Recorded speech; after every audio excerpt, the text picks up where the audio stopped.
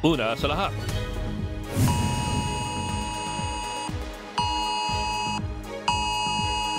ngayong gabi, hassle bumiyahe, baha sa Quezon City. Malakas ang hampas ng hangin sa EDSA. Habang sa probinsya kanina, nagka-landslide. Lola, nanay at anak salbay ang namatay sa guho. Hindi na nagising pa ang apat na magkakamag-anak nang mabagsakan sila ng guho. At update sa dilubyong dala ng Bagyong Christine, alamin. Magandang gabi, Pilipinas. Sa Frontline tonight. Bagyong Christine, palayo na ng bansa pero posibleng bumalik muli. Meron pang dalawang binabantayang low pressure areas.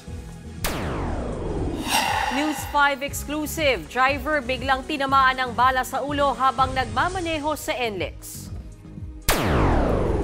Sa Frontline News Abroad, babaeng hinablutan ng gintong kwintas, nakaladkad na mga nakamotosiklong snatcher.